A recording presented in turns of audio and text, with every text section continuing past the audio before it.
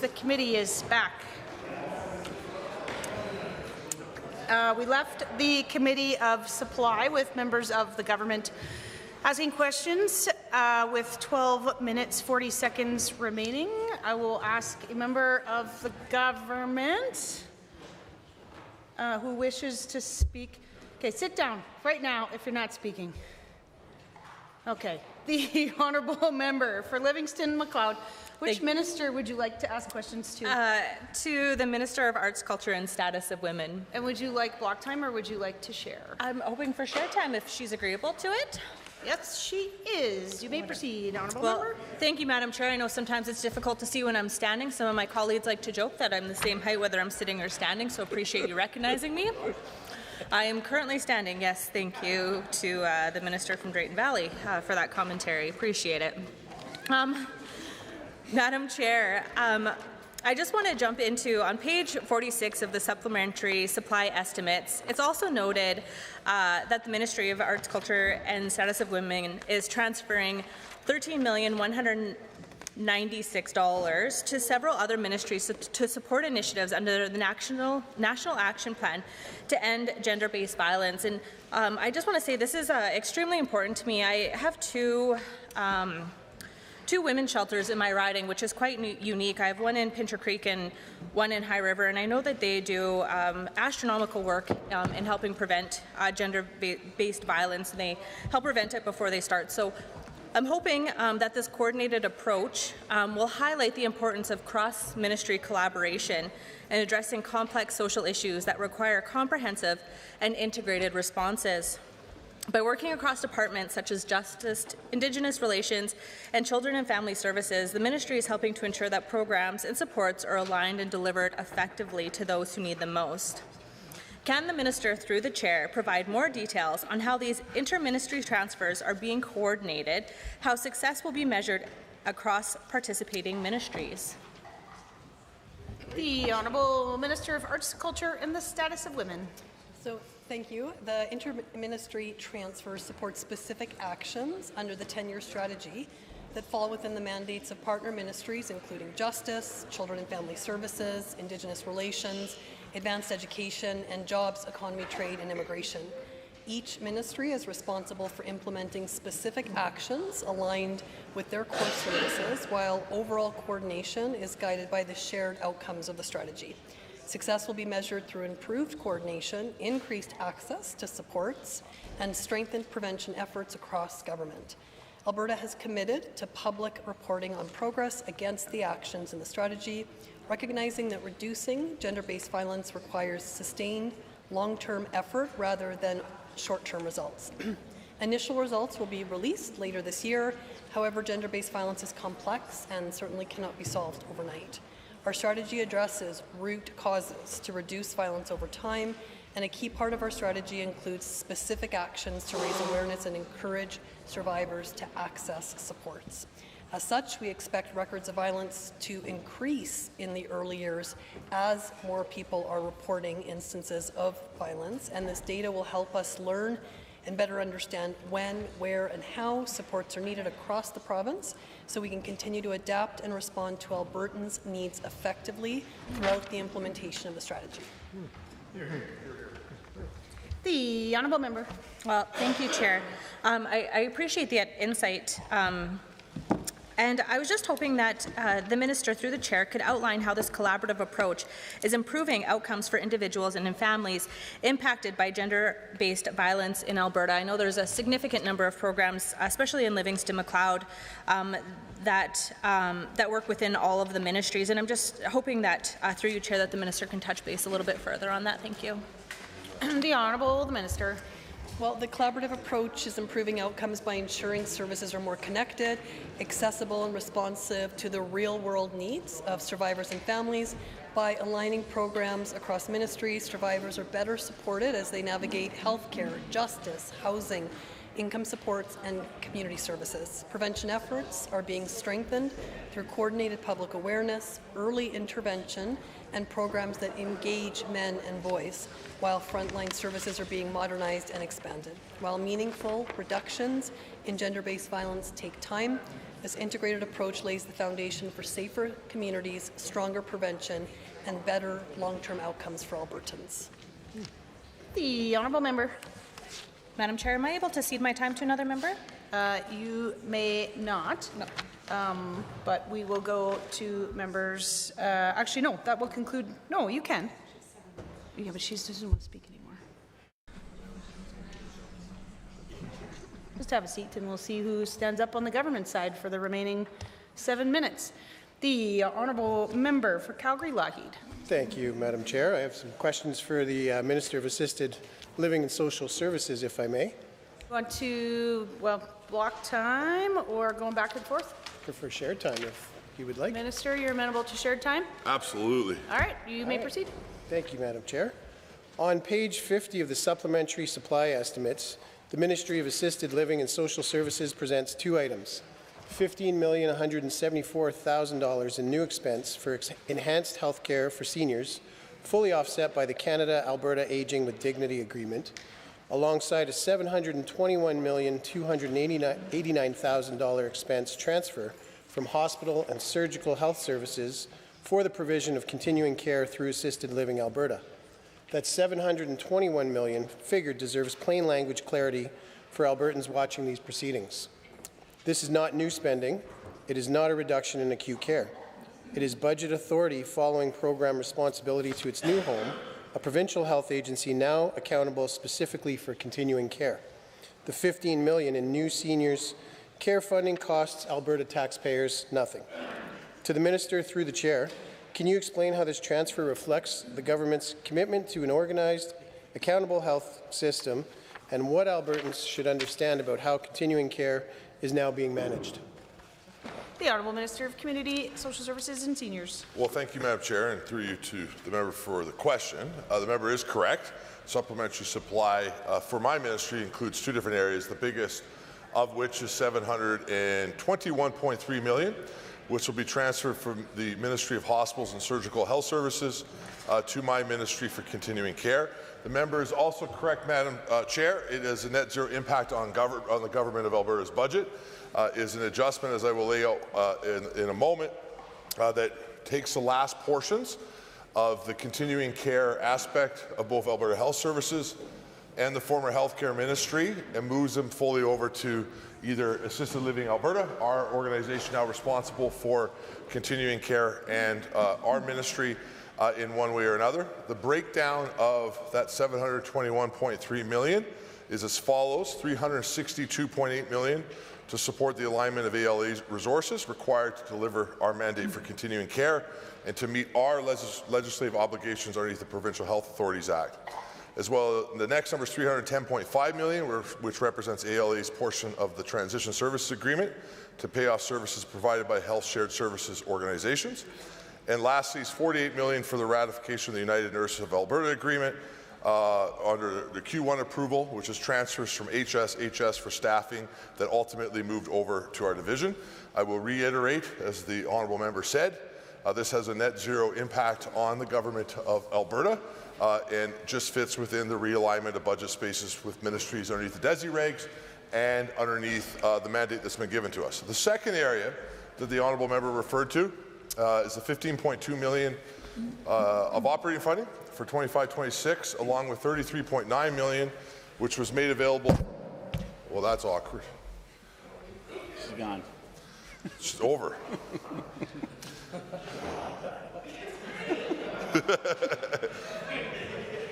Made available for enhanced health care for seniors, which were fully offset by the federal Aging with Dignity funding from the federal governments. Our department is also receiving $1.6 million for supplementary capital investment funding for our portal that was developed in this fiscal year.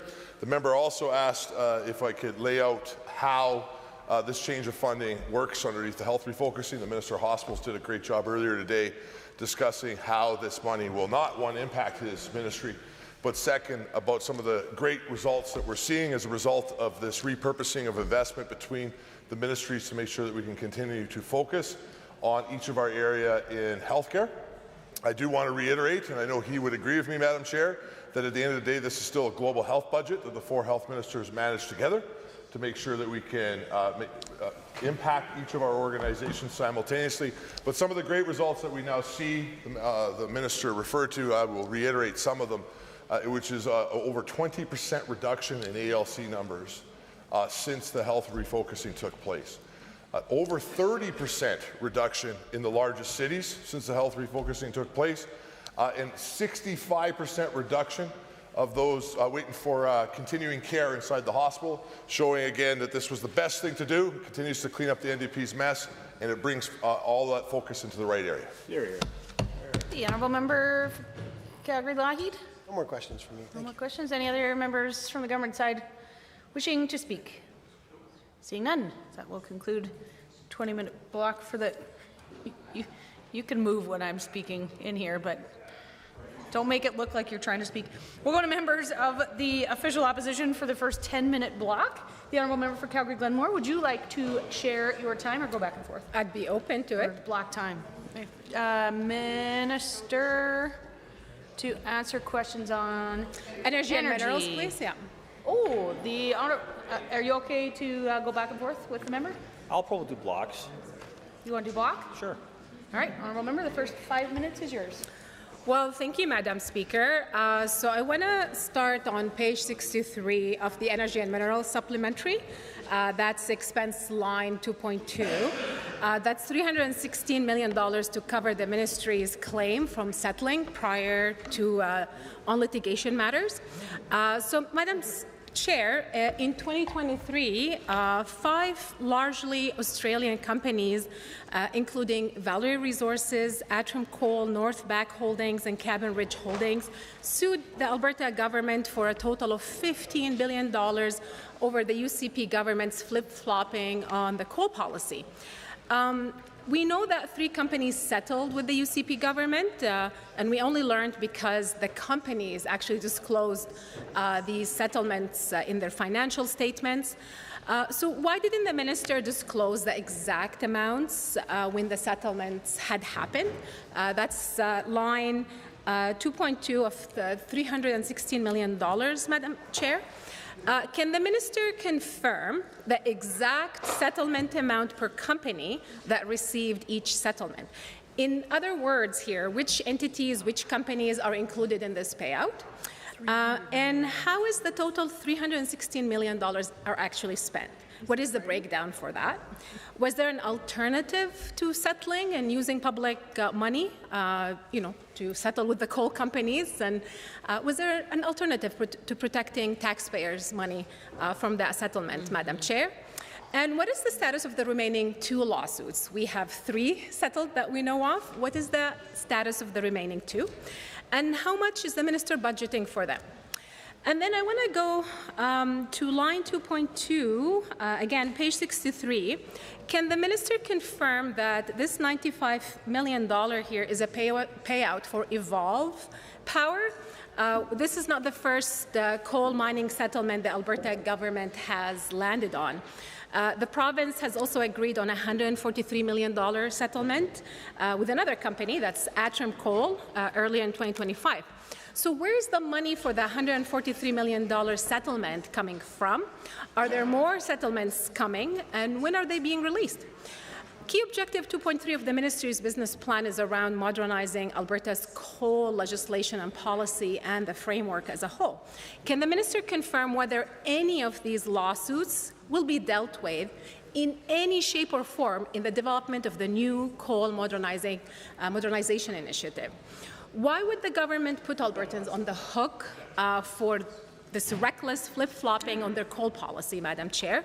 It's a terrible waste of public money. Yeah.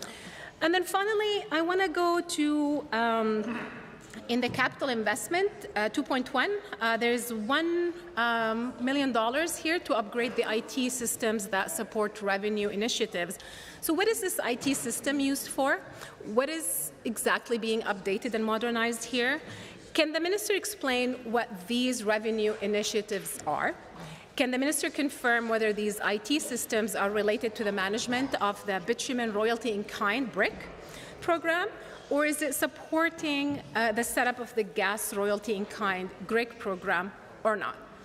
And then finally, is this supporting the efforts of the Alberta Petroleum Marketing Commission in any way, Madam Chair? So these are the 3 areas, really trying to understand the status of the settlements, the 3 lawsuits, the breakdown of these settlements, what was the payment for each company, and when was that done, and what is the status of the remaining 2 lawsuits. We keep discovering them. They're trickling in every few months, and this week we just learned of a new lawsuit at $2 billion. So they're piling on at this point, and I would appreciate the minister's answers to the breakdown of the $316 million. And then to give us more details on the $1 million for the IT updating in the Energy and Minerals Ministry. So thank you, Madam Chair. The Honourable Minister of Tourism and Sport. Thank you very much, Madam Chair. It is my honor and pleasure today to rise on behalf of Minister of Energy and Minerals. I want to say that I'm proud of the amount of work and the quality of work he's doing on this file, given that Alberta has 4th largest deposit of oil and I think 6th largest in natural gas, and given that the world is envy of our energy deposit and the world needs our energy. And given that I was born in Ukraine, and I understand, like no one else, if world doesn't get, especially Europe, doesn't get energy from Canada, it will be getting from Russia, that is actually funding the war on the Ukraine. And no country in Europe wants to use Russia's oil and gas. And Alberta has an opportunity to export our energy to the rest of the world, including Asia and Europe. And I want to say, Madam Chair, that given that I'm also from Drayton Valley, Devon, I'm well-versed in energy sector as well, because we at one point were very busy with oil and gas till 2015 to 19, where everything slowed down. And that brings me to answer the question here. We all know that Energy and Minerals is receiving an increase in budget 2025-26 to cover expenses related to legislation against the Crown. I'm unable to comment on the litigation matters, as the terms of any settlements are confidential in accordance with the agreements. A couple of the companies have had to divulge information on this to meet the public reporting requirements in their jurisdictions. However, Alberta's government, is bound to the regulations and legal agreements in our province. Some of this will be offset by lower costs to sell oil this year than the budget, due to the lower price of oil last year and last fiscal year. But let us not forget why we are in this position to start with. Every single company in their public court filings pointed to changes made under who? The NDP in 2016 and after. So the person they return to Alberta's eastern slopes and Rocky Mountains, and that's where we have a problem. We're cleaning up their mess. It is kind of ironic that they are fully opposed to coal all of a sudden, despite their cousins in BC pushing fast forward on coal developments without proper protection in place. BC is one of the biggest coal production jurisdictions in North America. One of the biggest issues at play is that NDP moved to deregulate coal policy and do away with the land categories and invited coal back to protect land under the 1976, just before I was born, coal development policy. We recognize the value of metallurgical coal in today's society. It makes steel, and steel that is required for thousands, if not millions, of everyday products around the world, including for every one of us here. Everything from computers and laptops to household, medical equipment, schools, bikes, and buses, to wind turbines and solar panels. Metallurgical coal is so important that it has been labeled a critical mineral by the US and UK. This is a big reason why we are modernizing our coal industry. We are implementing some of the highest environmental standards in the world. We have banned,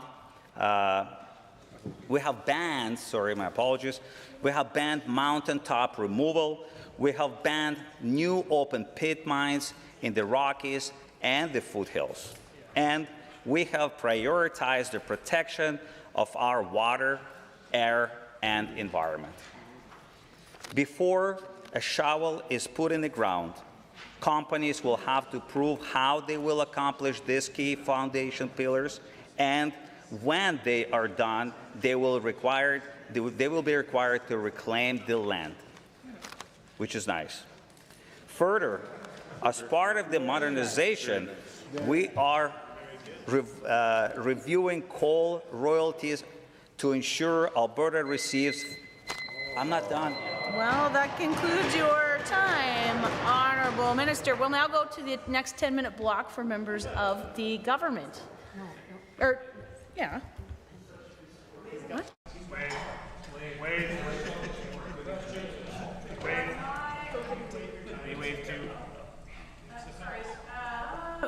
This next block is for members of the Independent Caucus. Any members wishing to speak? All right, we will now go to members of... We're going to go to members of the government for their 10-minute block. Seeing none? Okay. Very long way to get here. The honourable member for Edmonton City Centre. Which minister would you like to speak with, and would you like to go back and forth? Or the Minister of Public Safety, and if he's amenable, back and forth. Okay. Is that amenable? Okay. You may proceed. Your time starts now. Thank you very much. Starting looking at the supplementary supply, page 95, line 4.5, the Alberta Energy Management Agency. So the $4.1 million for the 2025 early spring wildfires fully offset through federal funding through the Disaster Financial Assistance Arrangements Program. The program's cost sharing ranges from 0 to 90%, depending on the funding stream and the risk level.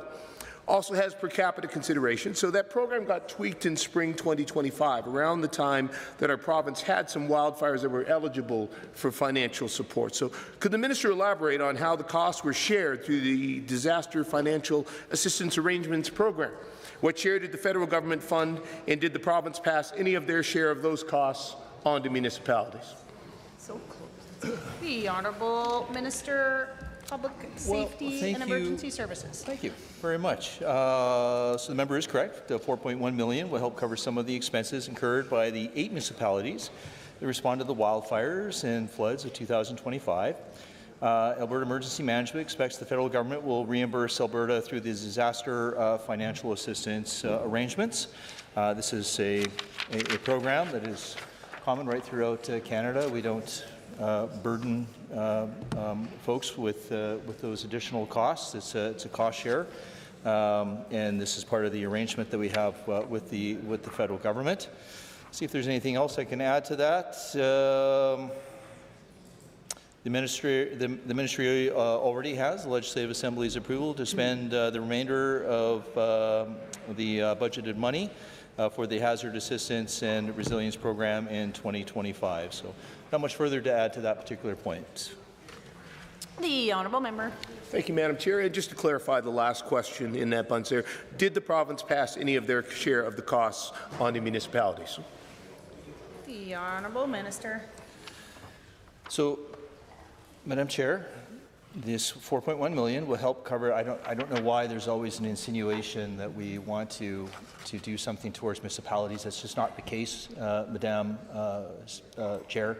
4.1 to cover some of the expenses incurred by the 8 municipalities to respond to the wildfires in 2025. It's a cost share that expects the federal government will reimburse Alberta through the Disaster Financial Assistance Program. The Honourable Member. Thank you, Madam Chair. Moving on then to page 95, line 2.1, the Alberta Sheriffs, talking about some of the expenses around the G7. So again, $4.1 million that was expensed for security services at the G7 summit in the Kananaskis that were provided by Alberta Sheriffs. Now, this was a federal event, so this expense was fully offset by the federal government. But there were some provincial resources that were used, and so I just have a few questions for the Minister regarding some of the details of the Alberta Sheriff's role therein.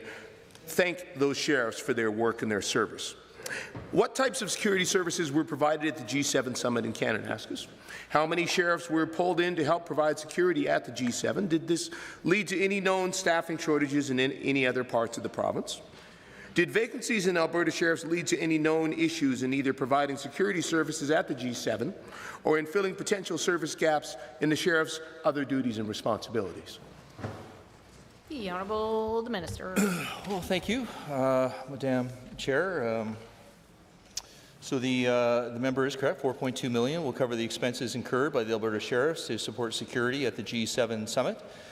These expenses will be reimbursed to the federal government through an agreement with the RCMP. This is what a joint forces operation is all about. I want to thank all the members who participated, from the RCMP to members of other police services, including the Alberta Sheriffs. The primary role of the folks within the Alberta Sheriffs would have been a form of traffic enforcement, sometimes providing some of that cover, so some of those we'll call it very important people can make it from the Calgary airport to Kananaskis, but that was primarily the role that they played, and this was again an operation that was done between the RCMP and as well as the Alberta Sheriffs. And any sort of coverage was something that, from an operations perspective, the Alberta Sheriffs worked through with the folks in Alberta Sheriffs. The Honourable the Member. Thank you, Madam Chair. Can the Minister confirm if the federal funding, then this $4.2 million, was only used to offset Alberta Sheriff resources?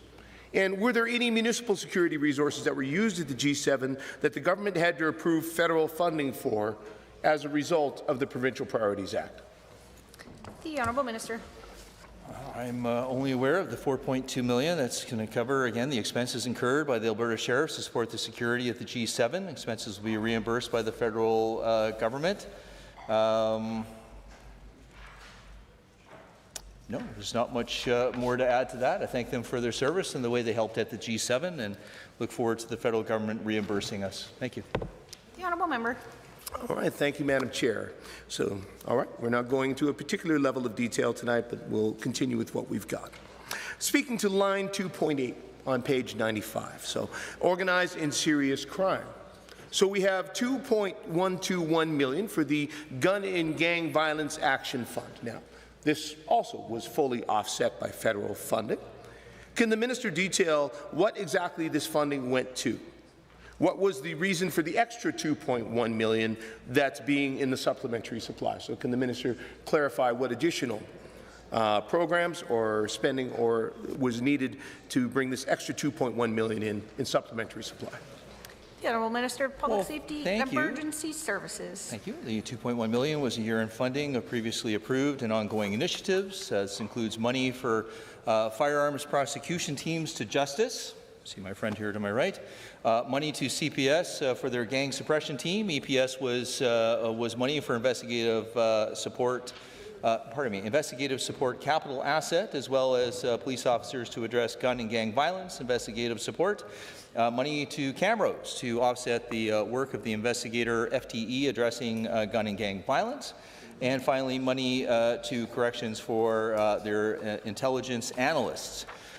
We do have, of course, I think it's important to note, we do our best to do what we can to provide metrics. They're obviously a little more complicated in policing, but but we'll do our best to get some answers here. There's different for each of the 31 initiatives that were originally approved for funding, and there are 38 initiatives. We do have guns and gangs evaluation plans that has identified performance measures for each initiative, and the team, of course, works with each recipient to develop progress reports, which are in turn provided to the Joint Management Team and the Executive Steering Committee following a fiscal year. And so lots of analysis on what works and what, of course, we can do better. And of course, we're still gathering information for the 2024-25 and 25-26, so the projects are only just started through 24-25. And one project that I'm very super passionate about, actually, Madam Chair, is that we just signed off on a grant for $900,000 for three years for Youth Link using existing guns and gangs violence funding. This proposal is to develop and deliver a province-wide virtual crime prevention initiative focused on gun and gang violence, youth crime, drug use and online exploitation, rising levels of youth violence and gang involvement, drug use and online exploitation in Alberta have highlighted the need for a virtual prevention model that ensures equitable access for youth and families right across the province. This virtual and online platform will be about cost efficiency and scalability, enabling broader distribution to rural and remote underserved communities in Alberta. Madam Chair, I think this is going to be a fantastic program, especially for the folks in rural Alberta, and to make sure that kids are going to be educated on the dangers of guns and gangs and, of course, organized crime as well as drugs. I will also add that the National Crime Prevention Centre has shown that prevention-focused programs aimed at youth, particularly around education efforts related to violence and gang awareness, can reduce pathways into criminal involvement. And this virtual gangs and guns prevention initiative supports the ministry objectives to enhance prevention efforts and increase awareness for guns and gangs violence. Thank you. The honourable member for Edmonton. Thank you, Madam Chair. One final question around contract policing and police oversight, line 2.5, pages 94 and 95. $764,000 for the biological case analysis agreement. It says that it was a cost-sharing agreement. How was that cost split? What share did the province carry? And it also notes that was fully offset by external funding. If the minister could detail where that funding came from.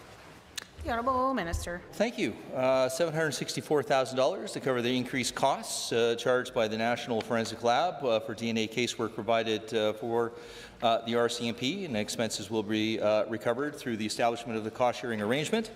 That cost-sharing arrangement, that's the federal government contributes 46% in the casework costs, and the remaining 54% is covered by the provinces regarding their respective usage. Thank you. All right. Any members from Independent Caucus? Any members from the government?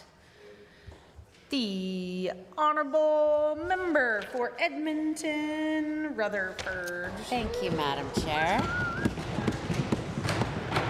I would like to speak with the Minister of Finance, and Or block time. I'm okay with either. With either, Minister? What's it? She's okay with either. Oh, Would you like block or shared? It's her question. It's your question. All right. I'll answer it. You may proceed. Okay, Let's see what happens. We'll go with block then. All right. On page 67 in the financial transaction vote, line 2.1 on wildfire management, $107 million is to pay for a deposit for the purchase to build of 5 air tankers in support of wildfire suppression. I'm curious about 4 things. 1, how was the contract for these air tankers sourced? 2, was the final expected cost of these final air tankers? 3, what is the timeline for Alberta to get all 5 air tankers? When can Albertans expect them to be actively used? And what is the expected annual expense to operate the air tankers? And then lastly, I'd like to ask how many FTEs will be needed to operate the air tankers. So those are my questions regarding forestry and parks. My second set is going to be around advanced education. Under advanced education, $857,000 is requested to advance French language initiatives. Is this amount a result of provincial cost sharing, or is this money coming in part from the federal government? Second to this, how is this money going to be dispersed? Was it project-based? Which institutions got which part of the supplementary funding, and how much of this funding was allocated to each of these institutions, and how much of this funding specifically was for Campus Saint-Jean? The federal government's website suggested that the Canada-Alberta Agreement on French Language Services will result in a maximum annual amount of roughly $2.25 million until the 27-28 fiscal year. Is Alberta on pace to get the maximum amount possible, the financial contribution from the federal government? Also, under this agreement, if not, why haven't we? How much federal funding from this agreement is represented in the current estimate of $2.53 billion on line 2.2 of 43? Or is the funding from this agreement only visible in the $857,000 requested in the supplementary supply? Further to this, the federal government can also approve complementary contributions for things such as non-reoccurring special projects or projects that contribute to strengthening the cultural, artistic, and heritage expressions of official language minority communities. Is any of the expense in line 2.2 a result of complementary funding under the Canada-Alberta Agreement for French Language Services? For Indigenous relations, what infrastructure projects were delivered to Indigenous communities using the $4.1 million from the Investing in Canada Infrastructure Program? We see on page 74 of the supplementary supply estimates that there are $500,000 allocated to Indigenous training programs supported by the Labour Market Transfer Agreement. Can the Minister please share what that is? Also, we have can we get the minister to detail the programs that were underspent to allow for a 1.46.5 million in funding? So which program was underspent? Can the minister also explain what infrastructure projects were funded and who signed the contracts? What was the procurement process? And when can nations expect for these to be delivered? Also, on page 74 of the supplementary supply estimates, there is $500,000 allocated to Indigenous training programs supported by the labour market transfer, which I mentioned earlier. I'm curious to how many people are going to be trained with this funding, and how are we going to measure the evaluation of these programs and if they were successful. So looking for some KPIs on that. And that is all I have, Madam Chair. Thank you. Okay, I am going to seek guidance. Okay, the Forestry and Parks. Okay, the Honourable Minister of Forestry and Parks. Yes, thank you very much, and thanks for the question, and appreciate the opportunity to talk about our water bombers that we just ordered. So the $107.2 million increase to the financial transaction vote brings the total budget to $120 million, which was paid as a deposit towards the purchase of the 5 water bombers upon execution of the agreement in 25-26. So previously there was $12.8 million put towards them. This $107.2 million makes the $120 million deposit for those water bombers. You'll notice that in the current budget coming up, there's no money in the budget for those planes, because we won't have to start paying again until we start getting planes delivered. So it's part of an overall investment to keep communities safe from wildfires. Alberta has secured a contract to build those 5 new water bombers right here in Alberta, and that'll be added to our existing air tanker fleet. The total amount for the planes is about $400 million Canadian. Planes are sold in US dollars, so there's some, the numbers at this point can't be exact because of exchange rates and inflation that's worked into the contracts to build those. As far as when the planes will arrive, the first aircraft is targeted to arrive in the spring of 2031. Following 2 will be in 2032, and the last 2 will be 2033. So by 2033, we'll have all 5 planes in operation. Of course, this agreement will sustain thousands of Alberta jobs and inject investment back into the provincial economy, all while strengthening our wildfire response. We wanted to act proactively when it comes to ordering these planes. It takes years for these planes to be built and to be brought into service, so we needed to look ahead with that. We currently have 4 planes built between 1986 and 1988. They do have plenty of life left in them, but we want to make sure that we have planes coming on board, and these planes will add to our fleet. We have 13 air tanker bases strategically placed across the forest protection area, and having aircraft and personnel stationed there during wildfire season is crucial to our ability to fight wildfires.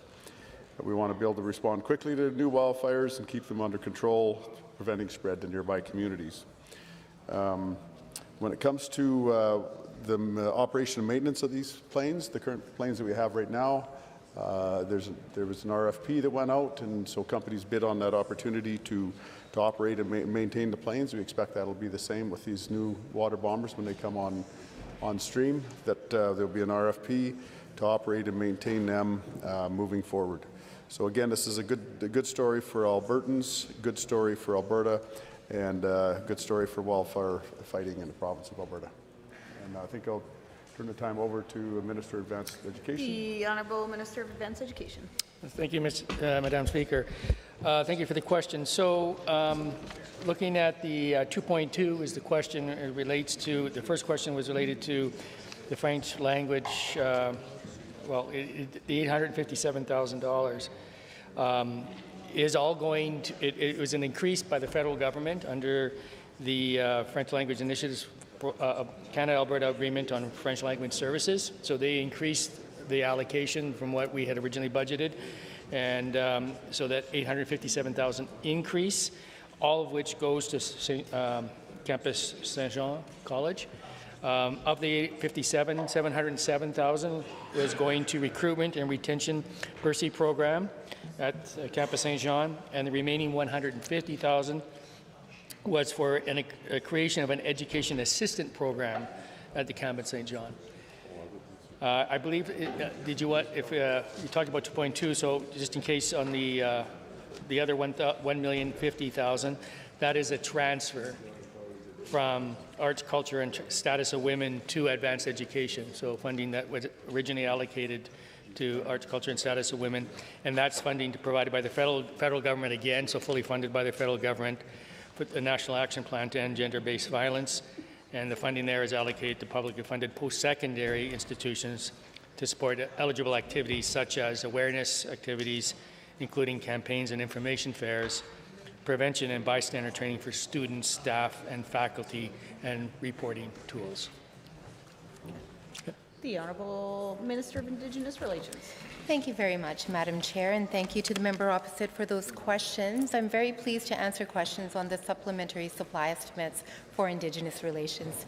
Now, if we do look at page 75, we can clearly see that the supplementary estimate is a total of $3.2 million and that there's a transfer of voted amounts for $1.2 million, which is related to the National Action Plan to End Gender-Based Violence.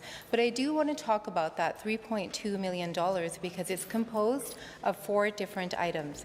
You can see clearly that $500,000 is allocated to First Nations and Métis relations, which is essentially an increase to the Employment Partnership Program, which is one of the questions that was posed.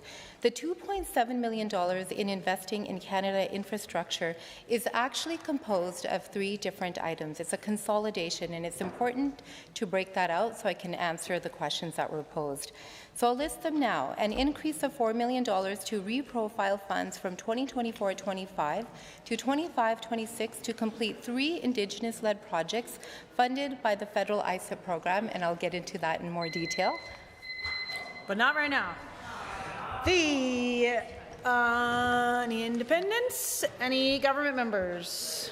I see the Honourable Member for Calgary-Klein. Thank you, Madam Chair. Which minister would you like to speak to? Actually, I would. My questions are around assisted living and social services, immigration, multiculturalism, but any minister that can answer would be great. Okay. And I'd like to do block. You'd like to do block? Okay. The first 5 minutes is yours. You may proceed. Okay. Thank you so much. Madam Chair, I would like to focus the first few questions on assisted living and social services. We can see on page 50 of the supplementary supply estimates that $33.9 million was made available from quote, lower than budgeted expense in other programs, end quote. This is in addition to a requested supplement of around $15 million. Can the Minister of Assisted Living please specify which programs had lower than budgeted expense and why? On the supplementary amount of the $1.5 million for the Assisted Living Alberta Navigation Portal, also offset by the Aging with Dignity funding that was done federally, will there be consultation with senior serving organizations, and how will we be able to measure the success of the portal going forward, and when do we expect that portal to be operational? On immigration and multiculturalism on page 78, I can see that there was an expense transfer of $1.5 million that was requested from Arts, Culture and Status of Women for Alberta Women Entrepreneurs, Gender-Related Injury and Illness Prevention Program grant, and that these funds are fully offset again by a federal national action plan to end gender-based violence. Can the minister specify if any of these funds were earmarked for newcomer serving organizations or culturally appropriate services like language counseling that's specific to the client? Line .53 in page 79, we see that there was a $9 million request for supporting workers impacted by trade and market shifts, including for settlement and integration language program grants. Can the minister specify the following? So which organizations received this funding specifically? How much of this was allocated specifically to English language programs? And do we know how many people will receive that language training? My next question would be, In terms of negotiations with the federal government, what steps is this government going to take to secure longer-term and sustainable funding for settlement and integration in partnership with the feds? In the JET line 2.3, page 79 of the supplementary supply estimates, we can see that there's a request for $7.8 million additional dollars for skills and training. Can the minister give us a breakdown of what these supports are and how they're allocated? So what I'm looking for is what kinds of skills training are benefiting the most from this training, from this funding. Now, this was a question that I had asked previously in estimates and asked around the monies, if any of these monies were specifically earmarked for newcomers and newcomer organizations, as we know that these communities are usually the most disproportionately impacted by unemployment. I had also asked, in terms of the jobs training, we know that we've heard about programs specifically for youth, and I'm wondering if any of these skills and training support funds will be earmarked to support youth skills and employment.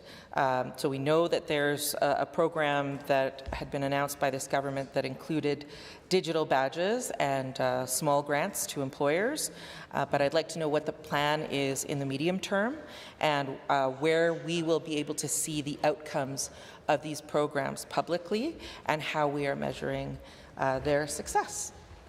That is all I have for today. We will start with the Honourable Minister of Assisted Living and Social Services. Well, thank you, Madam Chair. I'd be happy to answer the questions. Most of the questions had nothing to do with supplementary supply, so I'll focus on supplementary supply, which is before the House. Let me start with the Aging with Dignity questions. My department will receive $15.2 million of supplemental operating funding in fiscal 25-26, along with $33.9 million that has been made available from lower than budgeted expenses from other programs, primarily lower uptake in certain programs like income supports, to provide $49.1 million in total for enhanced health care for seniors, which was fully offsetted by the federal Aging with Dignity funding that will be present that way. The second issue in that area is the $1.6 million, which the honourable member referred to in regards to our new portal. The answer to her question, when will the portal be up and running? It is up and running, so already complete. Let's think about supplementary supply. It's about this fiscal year, not next year, which may be causing some confusion for some members. The second area was about the $721.3 million transfers associated from my friend in hospital and surgical and health services. I want to reiterate, as I already said to other members in the chamber, this is a net zero impact on the government of Alberta as a whole. It's a readjustment of portions of the department, formerly known as health, that have come over to our department to be able to meet our mandate when it comes to continuing care. The breakdown of that 721.3 is as follows: $362.8 million to support the alignment of ALA resources, $310.5 million to represent ALA's portion of the transition service agreement to pay for services provided by the Health Services Shared Service Organization, and $48 million for the ratification of the United Nurses of Alberta's agreement Q1 approval, which is a transfer from HSHS for staff that are moving from ACA, Alberta Health Services, over to Assisted Living Alberta, which brings this budget fully in line with the overall mandate. That was the only other question she asked about supplementary supply. Happy to hear she's got any more. The Honourable, my apologies, I need you to go to your chair so that you could speak. I realize there's challenges with that. Committee, I can rise and speak from anywhere in the chamber. You can sit wherever, but you do have to speak from your chair.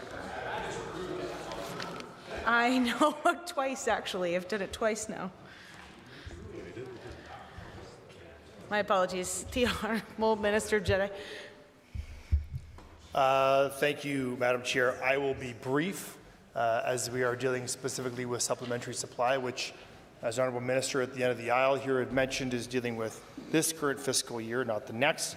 And we did have several hours to deal with this other questions during the estimates. But as it pertains to the $1.6 million fund transfer from arts, culture, and status of women, this is to support initiatives under the National Action to plan to end gender-based violence. Madam Chair, the Gender-Related Injury and Illness Prevention Program grants will fund applied research to address personal protective equipment, violence and harassment, and gender-related health and safety differences in the workplace. And the Women's Entrepreneur Grant Program will provide tools to build sustainable businesses, enhance economic participation, and create strong social networks to support the prevention of gender-based violence. And both the supplementary operating expenses and transfers are fully offset by federal funding.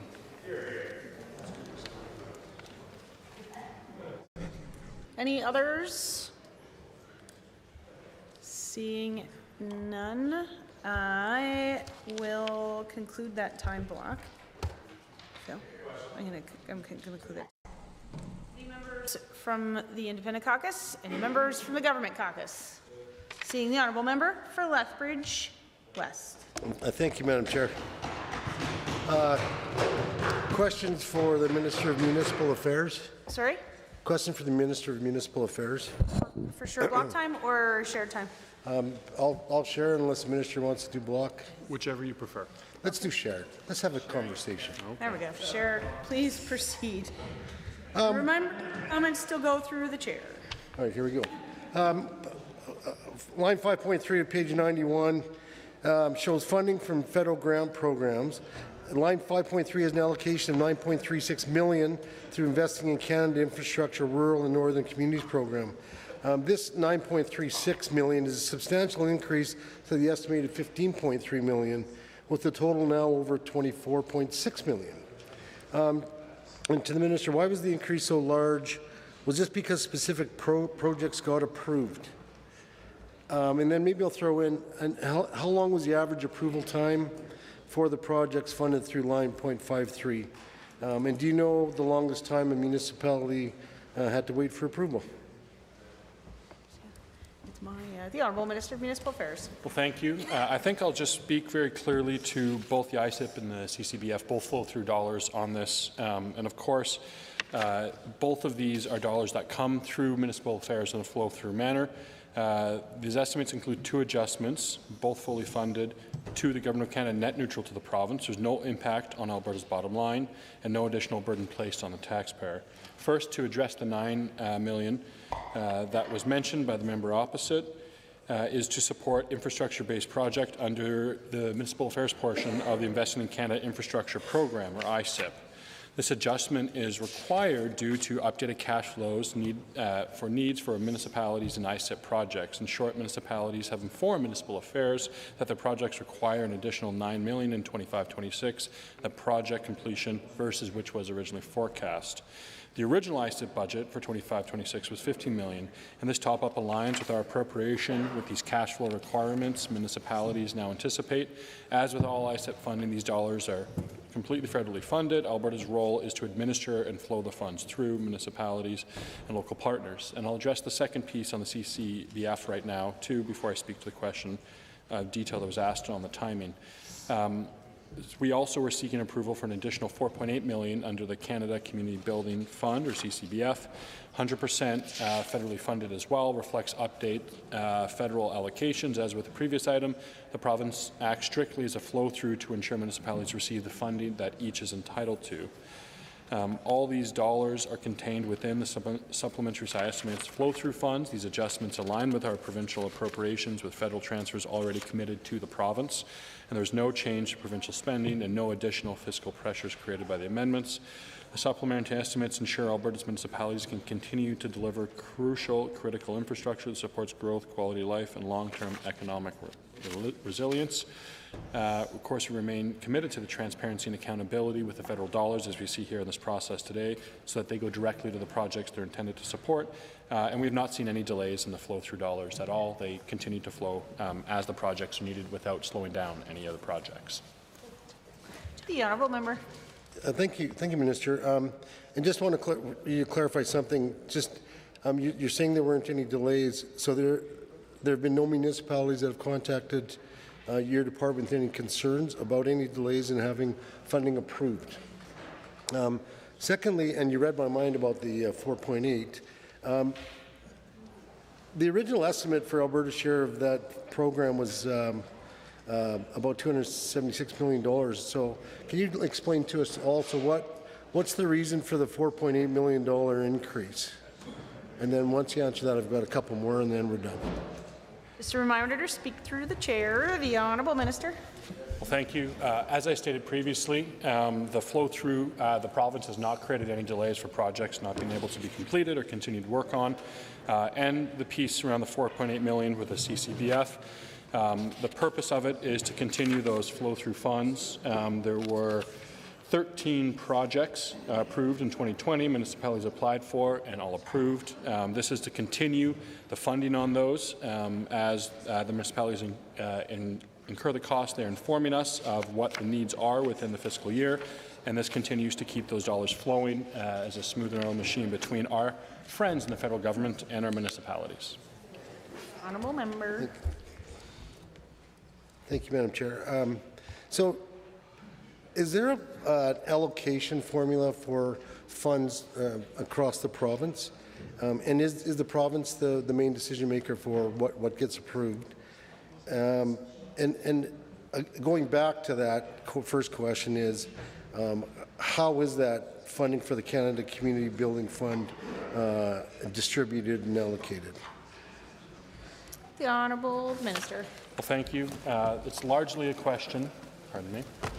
It's largely a question of demographics. It's allocated on a formula-based discretion. It's not a discretionary project, largely. When it comes to funding these municipalities, we want to make sure that these dollars do get into municipal coffers. They're funding hard infrastructure, exactly what this ministry has been talking about and this government's emphasized in core services.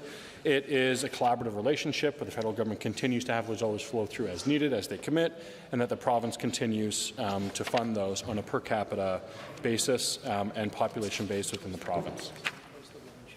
The Honourable Member. Thank you. And just one final question, Minister. The approval times for projects that have been submitted to your office, is there a change in your timelines for pre-approval or approval pre the Provincial Priorities Act versus post? The Honourable Minister. No, the Provincial Priorities Act has not affected the delivery of any of these, and we continue to operate as we did before when it comes to these flow-through dollars.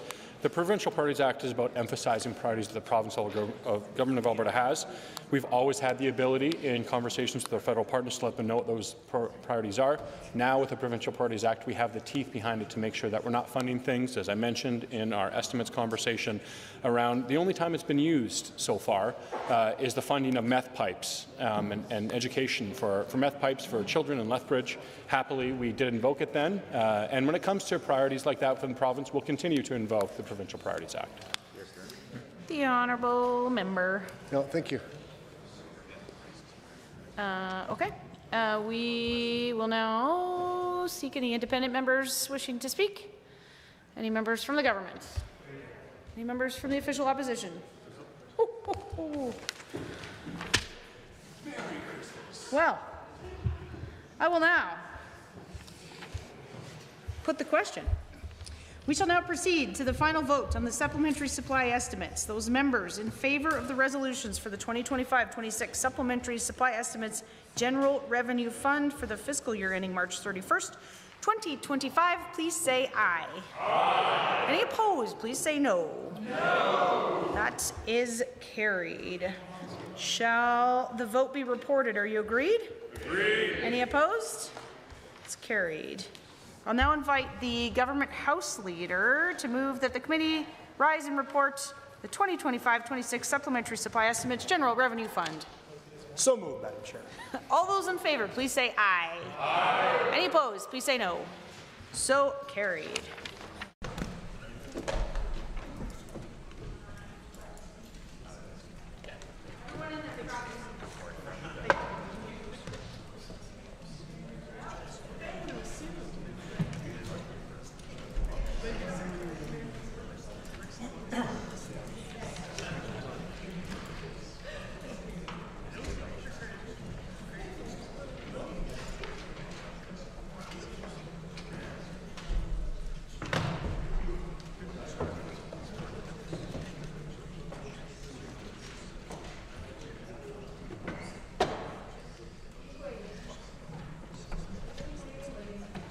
Honourable member for Athabasca, Barhead, Westlock.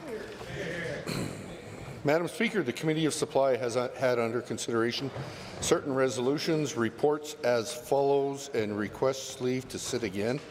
The following resolutions relating to the 2025-26 supplementary supply estimates for the General Revenue Fund for the fiscal year ending March 31, 2026 have been approved. Offices of Legislative Assembly, nil.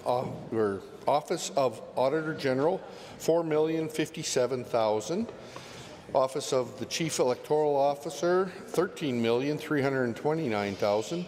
Office of the Child and Youth Advocate, $183,000. Office of the Ethics Commissioner, $23,000. Office of the Information and Privacy Commissioner, $335,000. Office of the Ombudsman, $200,000. Office of the Public Interest Commissioner, $43,000. Government main estimates, advanced education, expense, $857,000. Arts, culture, and status of women, expense, $5,055,000. Assisted living and social services, expense, $15,174,000. Capital investment, $1,580,000. Children and Family Services, expense $192,000. Education and Child Care, expense $27,057,000. Capital investment $9,538,000. Energy and Minerals, expense $213,491,000. Capital investment $1,008,000. Financial transactions $95 million. Forestry and Parks, expense $1,320,000. Capital investment $3,217,000. Financial transactions $107,200,000. Indigenous Relations, expense $3,216,000. Jobs, Economy, Trade and Immigration, expense $9,075,000. Justice, expense $16,587,000. Capital investment $2,500,000. Mental health and addiction expense $8,847,000. Municipal affairs expense $14,134,000. Public safety and emergency services expense $11,159,000. Perfect. Does the Assembly concur in the report? All those in favour, please say aye. Aye. Any opposed? Please say no. So carried. Introduction of bills. The Honourable President of Treasury Board and Minister of Finance. Thank you, Madam Speaker. I request leave to introduce Bill 20, the Appropriation Supplementary Supply Act 2026. This being a money bill, Her Honour, the Honourable, the Lieutenant Governor, having been informed of the contents of this bill, recommends the same to the Assembly. Bill 20 will provide authority for the government to pay from the General Revenue Fund for additional costs that are not already covered or otherwise provided for during the current fiscal year. If passed, the estimates will authorize approximate increases of $326 million in expense funding, of which $113 million is offset by increased revenue, $18 million in capital investment, of which $10 million is offset by federal funding, $202 million in other financial transactions, $18 million for the offices of the Legislative Assembly, and $734 million in expense transfers between ministries. Thank you. The Honourable President of Treasury Board and Minister of Finance has moved first reading of Bill 20, the Appropriation Supplementary Supply Act 2026. Those in favour of the motion for first reading, please say aye. Aye. Any opposed, please say no. So carried. Bill 20, Appropriation Supplementary Supply Act 2026 is now read a first time. The Honourable Government House Leader. Thank you, Madam Speaker. I move that the Assembly be adjourned until 1:30 p.m. tomorrow. Having heard that motion, all those in favour, please say aye. Aye. Any opposed, please say no. So carried. House stands adjourned until 1:30 tomorrow.